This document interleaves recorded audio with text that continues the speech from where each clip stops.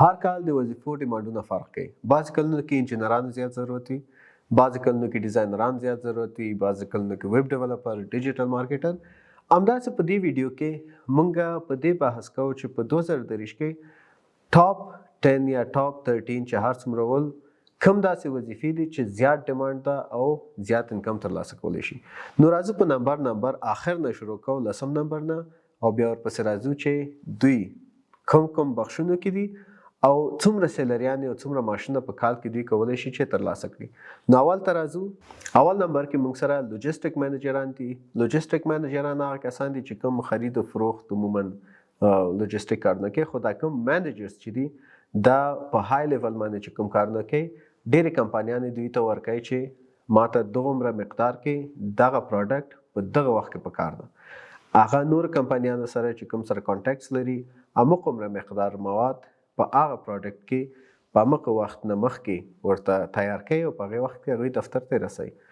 دا هم نیشنل کېږي چې په خپله کوم ملک کې چې اوسېږي هغوی ته دا کار نه کوي، هم انټرنیشنل کېږي. بهر ملکونو ته اوس څوک چې ای بی کې، امازون کې او په دې ځایونو کې کار کوي، هغوی کولی شي چې څه وکړي، آرډر وکړي په چاینا کې یا هر بخش بل ځای کې چې اوسي د ملک. آرډر کوي لوجیسټک منیجران ته، هغوی وایي چې دغونه پروډکټ ما په دغه ملک کې په دې ځای کې ضرورت ده، په دې ورځ کې هغه کس همغومره مواد په هغه وخت کې او په هغې ځای کې هغه ته وررسوي یا جوړی ورته تیاروي. دا لوجیسټک منیجران دي. نهم نمبر باندې ریل اسټیټ منیجرز دي. ریل اسټیټ منیجرز مطلب مونږ چې کوم راهنمای معاملات والا ورته وایو. راهنمای معاملات کې بیا دوه قسم خلک دي. یو دا دي چې هغه صرف کرا اخلي او تا ته ځای درکوي او کرا نه راغونډوي بس. مګر غیر د افغانستان نه نور ځایونو کې داسې دي چې لوجیسټک منیجران هغوی څه کوي چې کرا سره د میاشتې مصرف، د کور جوړول او خرابول، کوم څونه ځایونو ته ضرورت لري، برق څه مشکل لري، د اوبو څه مشکل لري، دا ټول په نظر کې نیسي.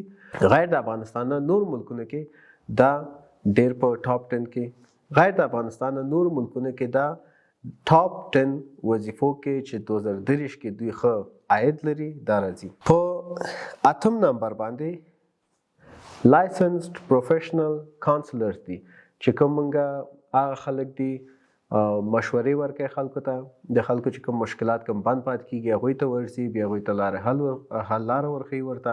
نور هر هغه مشکلات چې کورنۍ اوسي، بزنس اوسي، یا خپله شخصي کوم مشکل لري، رواني تکلیف لري، دوی ته ورځي، دوی ورته حل لاره ورښیي، ورته وایي چې دغه کارونه کوه او د هغوی خبرې مني. دا افغانستان کې هم اوس رواج پیدا کړی ده. سایکالوجستان ډېر ښه روان دي. دا عموما خلک سایکالوجست دي چې دا کار کوي، او څو سایکالوجستان یې موږ په یولرنا پلیټفارم کې هم تاسو لیدلی دي چې بعضې ویډیوګانې راغلي دي. او په نورو ملکونو کې هم سایکالوجي یا سایکالوجست چې کوم دي په دې طریقې سره په 8 نمبر باندې دي چې ډېر ښه عاید لري. په 9 نمبر باندې موږ پروډکټ ډیزاینران لرو. پروډکټ ډیزاینر وایي چې ته اول خو باید ډیزاین باندې پوه شو. ډیزاین دا نه ده چې ته یو شی جوړ کړې او هغه ښایسته ښکاره شي. ډیزاین دا ده چې هغه ډیزاین تا ته لاره در وښیي چې دا کومسې کېږي. مثلا د دروازو ته وګورو، که دروازه دا قلف تاسو وګورئ دا یو ډیزاین شوی ده، نو دا هینډل چې وګورئ ته پوهېږي چې دا باید زه داسې ونیسم او داسې راتاو کړم چې لږ ذره کوږ ده.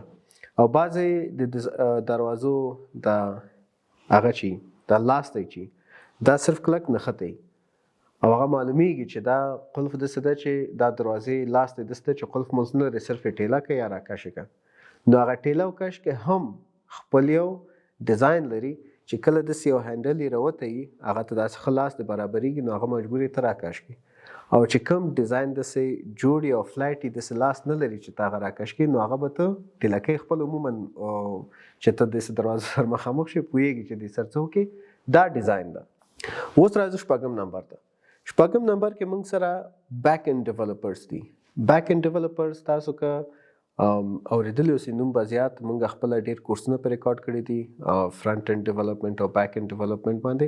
تاسو کولی شئ چې یولرنا نه زده کړئ او فعلا بیک اینډ ډیولپمنټ په 4 نمبر باندې قرار لري چې ډېر زیات 2023 کې دا وظیفې ډیمانډینګ کې دي، خلکو ضرورت زیات ده.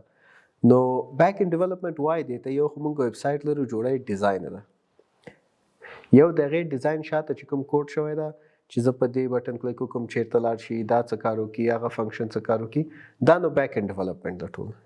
نو د دې ډیمانډ په 6 نمبر کې ده اوس فعلا. دې نه مخکې 5 نمبر باندې راځو. 5 نمبر کې دا سینیر پروډکټ مینیجر. اوس ګوره موږ پروډکټ ډیزاینر درلوده په 9 نمبر باندې. 5 نمبر باندې سینیر پروډکټ مینیجر لرو. اوس پروډکټ مینیجر کار څه ده؟ پروډکټ مینیجر مثلا تاسو یو موبایل جوړ کړئ.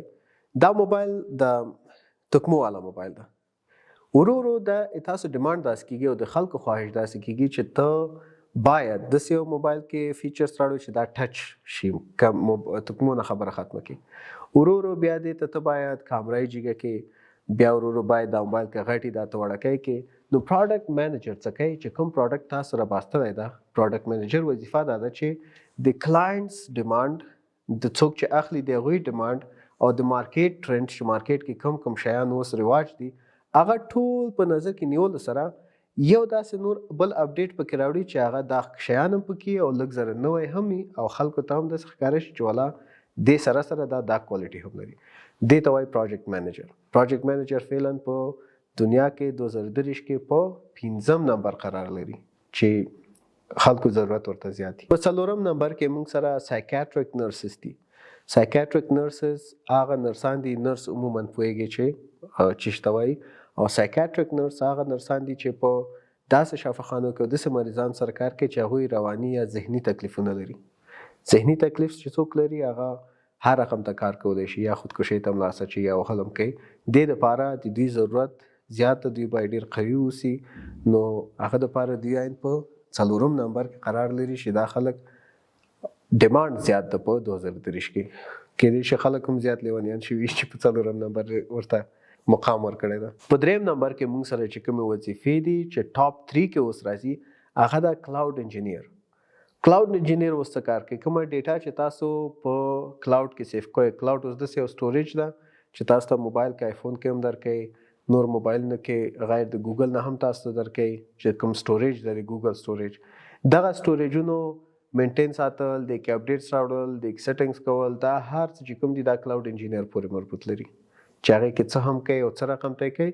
نو د هغوی ډیمانډ زیاتول چې اوس زیاتر خلک خپل ډیټا کلاود کې سټور کوي. که زه هارډ ډسک کې سټور کړم نو که بل ملک ته زما هارډ ډسک رانه پاتې شي نو دا ټوله ډیټا دلته پاتې ده. که کلاود کې سټور کوم د دنیا هر کونج ته چې زما مغه آی ډي مې دا مغه پاسورډ ده چې ورته انټر کوم بیرته ما ټوله ډیټا غځای نه زه اکسس کولی شم. اوس راځو 2 نمبر باندې ټاپ 2 کې چې کوم ده ډیټا انجینرز دي. ډیټا انجینرینګ داسې یو برخه ده چې ته د فایل ټرانسفرینګ سیستم په کوم کوډینګ باندې په کوم پروګرامینګ طریقې باندې چې تاسو کوئ چې دا فایل ټرانسفرینګ هم سیف اوسي هم سیکیور اوسي نو هغه ته ډیټا انجینرز وایي.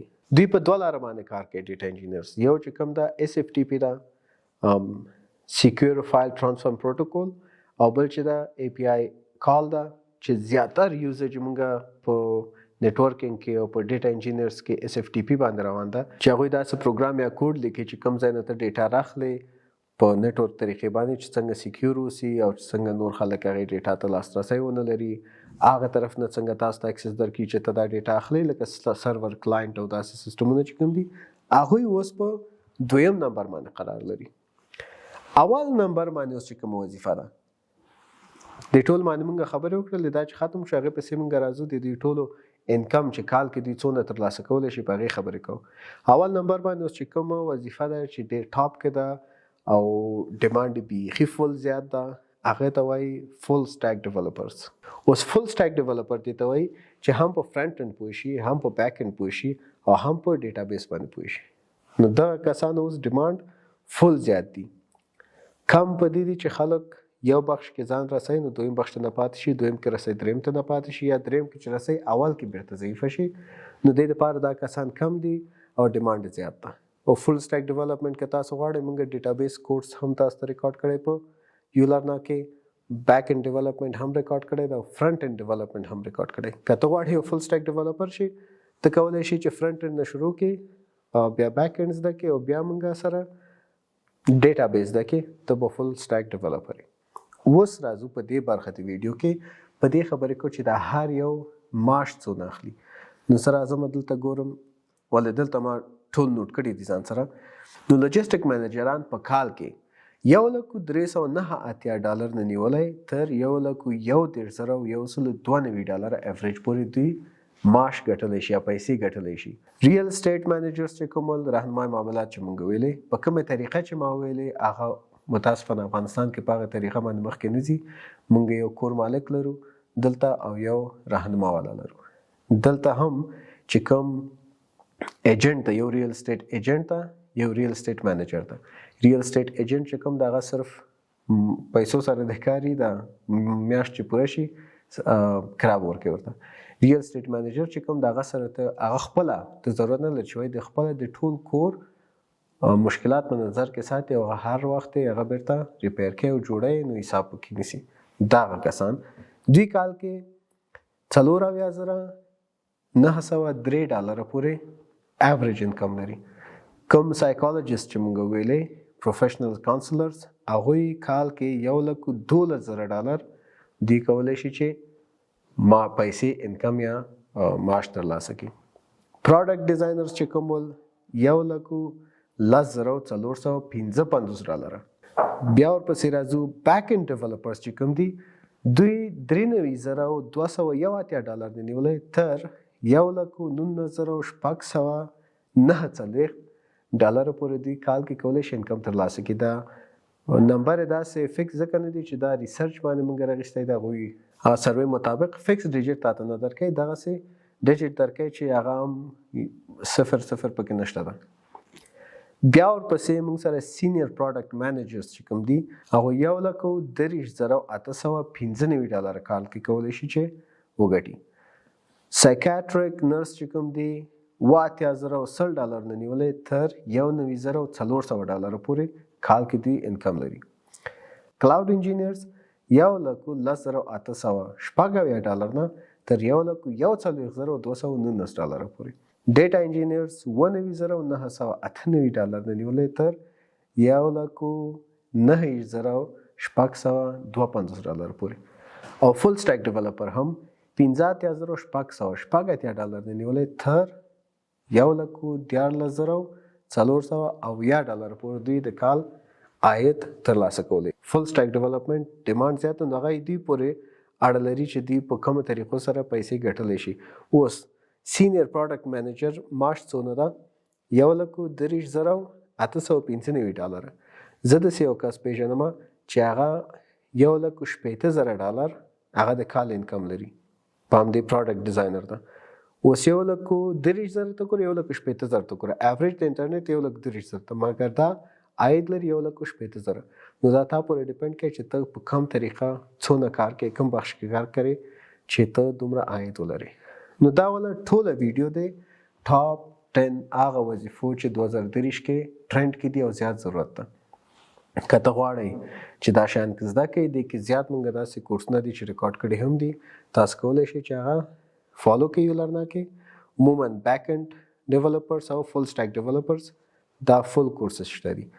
نو امید لرم چې څه زده کړي اوسي او که خوښه شوي مو اوسي ویډیو خپل سات سره شریک کړئ دوستان سره شریک کړئ او یوټیوب چینل موږ سبسکرایب کړئ ترڅو دغسې نور ویډیوګان او نور معلومات نو تاسو باخبر شئ.